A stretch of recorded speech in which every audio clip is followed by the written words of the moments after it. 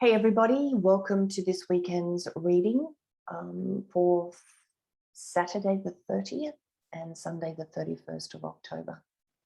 Estayan bakike, estustaka akiken beatso chekam voyetsa, izetusta. So how was your week? How was what you discovered about yourself and discovered about your place in the world, and what is it that you are learning at the moment?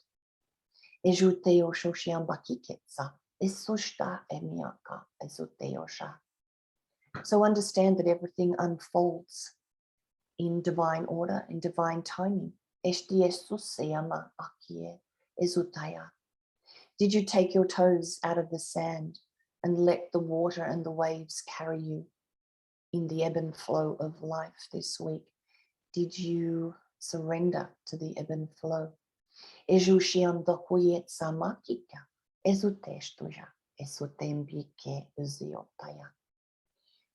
So I had a huge download last night, and how it happens for me is I just get this urge to sit down and I sing and I tone and I speak language and codes and move my hands in specific ways. And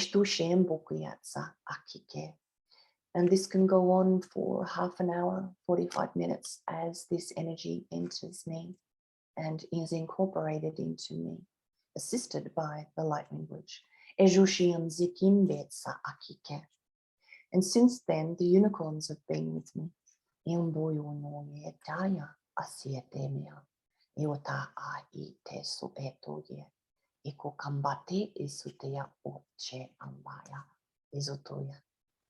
So their energy is, it's very distinctive. It's very pure and soft in a very specific way. So they have been with me a great deal in the last 24 hours and are here with us in this reading right now. So just shuffling the Rider-Waite's for you, and I will lay it out again in the 222.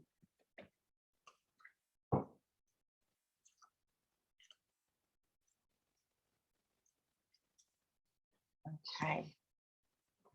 Now I'm also going to pull out one of the angel cards as well. I like to bring out a couple of different sorts of cards, and it just gives me a deeper reflective reading to get that deeper meaning.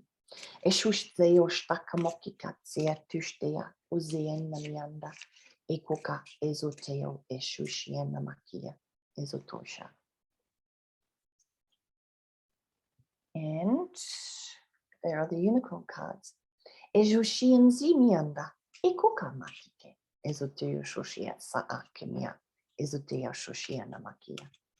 Okay.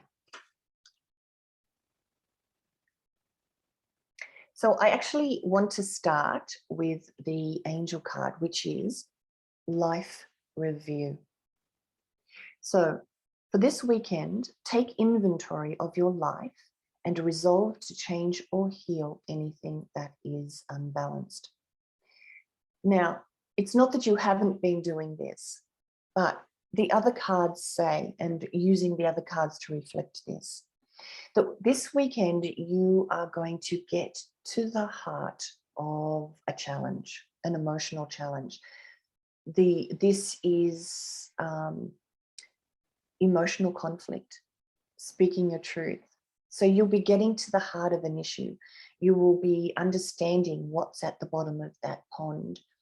And it is looking at this emotional challenge, understanding what's at the core of it, where it comes from, and doing that review in your life, looking for the patterns that happen.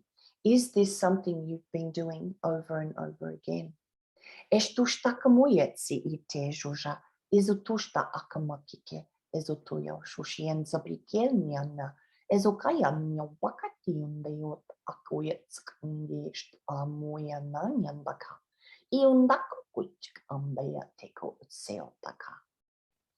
the second card, Rider-Waite card in that little portion, is that you, but this will stand you in good stead to do this.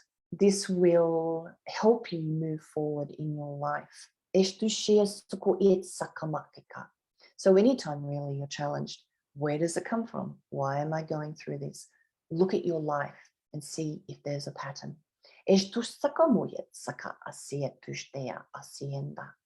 So this challenge may come from personal relationships. It may come from the world around you. It may come from something that you see in social media. So it's whenever you're challenged in this weekend. And this will stand you in good stead.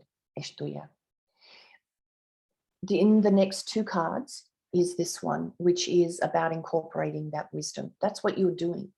When you take the big picture viewpoint of what you're going through, you are absorbing knowledge, you are absorbing wisdom around that energy pattern, which is manifesting as something that you are being emotionally triggered to feel. So this is incorporating that.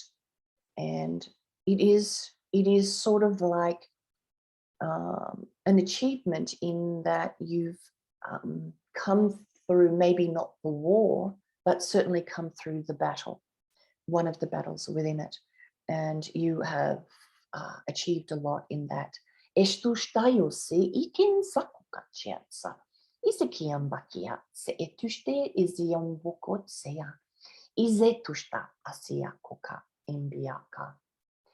the second card in that second lot two is this one. So essentially that sets you on the next path, the next portion of your life, the next decision that you need to make. Am I going to go that way, that way, that way? This is what this card means, that you're ready, that this self-awareness that you're gaining, this understanding of how your life unfolds is getting you ready for the next portion, the next phase, the next part of your journey. So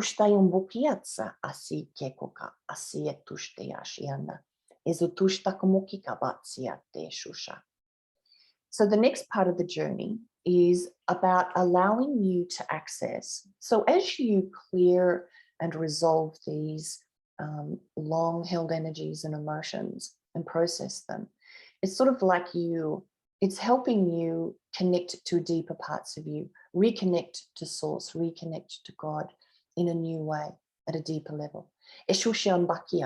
And to be able to contact and tap into a unlimited supply of energy and love that you then are able to share and use, whether you are a healer, whether you are walking through a supermarket and everybody's wearing masks and you're afraid, or they're all afraid essentially, and you are feeling what they're feeling. So when you are in that moment and you have cleared a lot of stuff away, you will be able to access that limitless energy instead of pulling your energy out of your own cup, out of your own supply. And thus you become a much more efficient and effective transformer of the world around you, and a more effective and efficient healer. So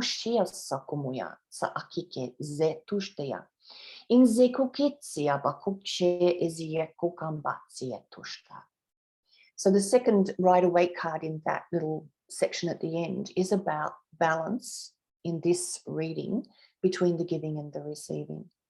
So often healers particularly become healers because when they were little, they learned that their value and worth and their lovability came from being able to care for others. And they learned this, as I've said before, from what you see, hear, and feel from your parents. So in my experience, many healers, whether they are counselors, whether they are doctors, psychologists, nurses, even people that are personal assistants, end up giving. And they give because it's linked into, that makes me okay. That means I'm lovable. That means I'm worthwhile. And this is often, this correlation or this connection is often deeply buried in that inner child stuff. So when you uncover the emotions, what's at the core of the emotion, what's at the core of an emotional challenge, and look at it as something to be resolved and healed, and incorporate that knowledge, you then uncover that well of limitless energy from source in a more efficient way, in a more direct way, so that you become more in balance with your giving and receiving, and not giving of your energy from a dysfunctional way. So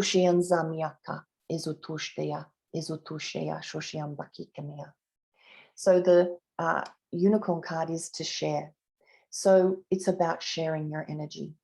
But to share your energy, to be a healer, to walk through the city, through the supermarket, and give of your energy, because this is how we are of service.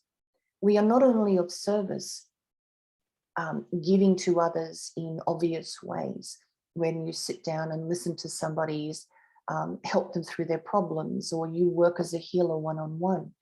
We are of service walking through our town, walking through our community, because our energy is bright. But if you have not connected to that limitless well within you, because it's clouded, the entry to that is clouded with your unfinished business, with your emotional triggers, you tend to take it from your own energy system, and that can leave you depleted. So this is service to others, when you are connected and deeply anchored in that limitless well. And the energy as you are emitting, as you walk through, is it is absorbed by the people around you. That is a part of the process. They are looking, they themselves, the people that are not aware and awake, or self-aware, or awake within their own being, are taking energy from the people around them. So your service to others can just be, let's clear my own stuff. Let's look at what's going on in my life. Look at it with a new eye. Look at it from that higher perspective, and process it and feel it, so that I am clearer. I am able to access that deeper aspect, and it's not hidden behind the clouds of this inner child wounds or unfinished business. And that's your service to others. Estuienzama kike ezusteiushanziama. Izutushta como kike ezutuyo shushiena mayanda. Iziate estustienzukuyetsama akike ezutayo shushiatsa akania. So bless you all. Bliss you all.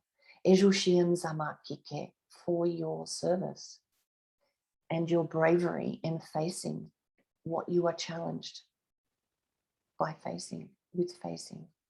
What is in your life. Estuyenza amiata kiatsa ezusteo shrianda. So bless you, bless you, bless you. Estuyenza miaka ezutaya shushiana maki. Enduzeatiaka kamiaka ezutaya. So have a wonderful weekend, and I'll see you guys next week.